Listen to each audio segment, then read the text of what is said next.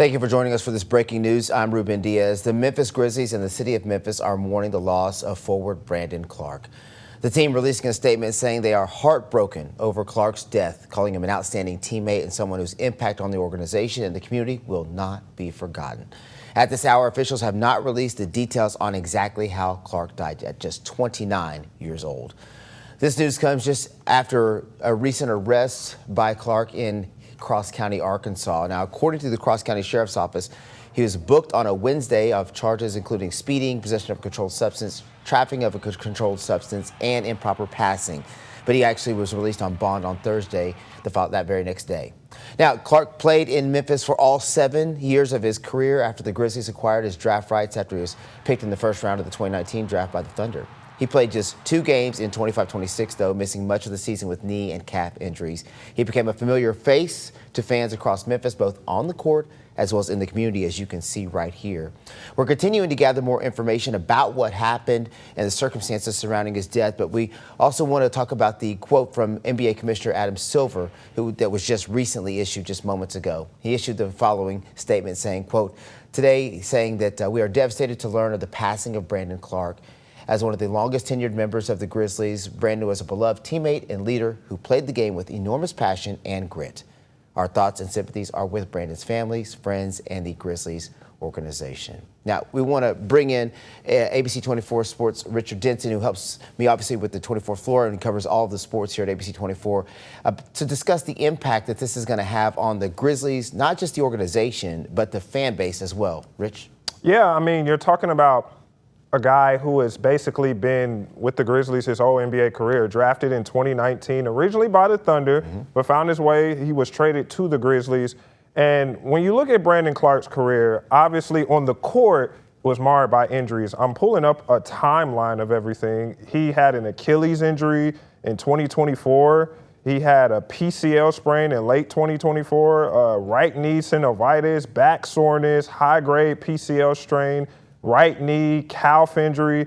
He had a long injury history, but when he did play, he embodied what this city needed and what this city wanted, and that's the grit and grind. And it's a huge loss to the locker room. He was very beloved in the locker room despite his injuries. He always had, my interactions with him was always positive. He always had a smile on his face.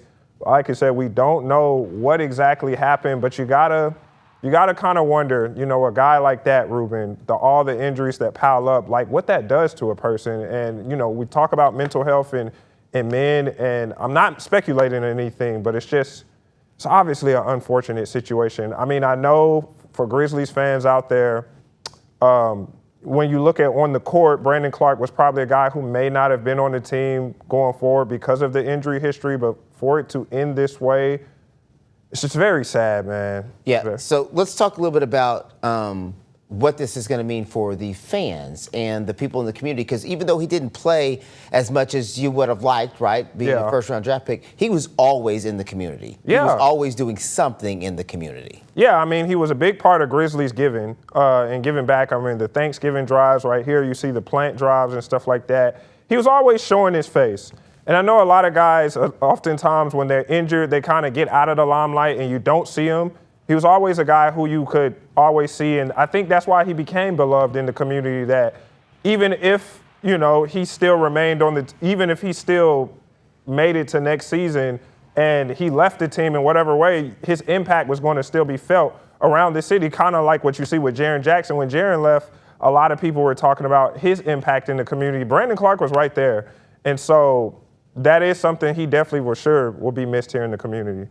Now, as we start to eventually learn more about what happened, it may be days before we all learn exactly what happened. You do want to reflect back, and sometimes when an athlete passes away, the first thing we do is go to his stats, or we go to, you know, the contributions they made on the court, and not necessarily the contributions that were made off the court. The fact that this news is hitting people so heavy, I think speaks a testament to Brandon Clarke and what he has meant to the organization, as well as being a solid NBA ambassador over the years. Yeah, I've been checking my timeline, and I know we just got off the recording our 24th floor, and my timeline was all about Ole Miss and Lane Kiffin and what he said. And now I'm starting to see, as I'm refreshing, more news about the Brandon Clarke thing. I'll be honest, Ruben, when we first found out about it, we were in the middle of taping our episode. And at first I was, initially before I didn't think the news was real because, a lot of trolls are out there. But then when we officially got the word that it was real, I was, as we said on our show, that was wow. And so it's just sad. I'm seeing stories about Brandon Clarke and his interaction with certain community members and stuff like that. And it's just very unfortunate. Yeah, don't go anywhere, Richard. Let's reset this a little bit in case somebody is just now joining us so we can kind of get you caught up on exactly what's happening. In case you haven't heard, Memphis Grizzlies player Brandon Clarke passed away today at the age of 29. Let's take you back through kind of everything that we've learned at this point in time. The Grizzlies making that announcement earlier today.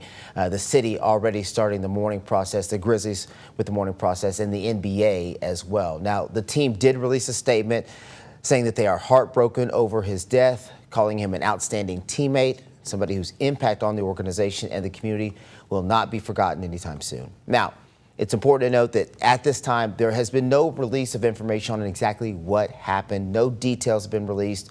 Again, this has just been coming out as breaking news in the last 30 to 45 minutes. So a lot of this is brand new information that we're getting.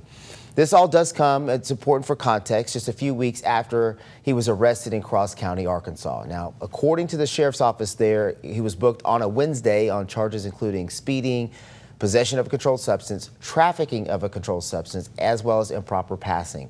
Now, the records do show that he was released the following day on bond, so he did not stay there long. When it comes to his playing career, well, he played in Memphis for all 7 of his years here in the NBA. He played for the Grizzlies after being acquired from the Thunder in the 2019 draft. So a great pickup for the Grizzlies.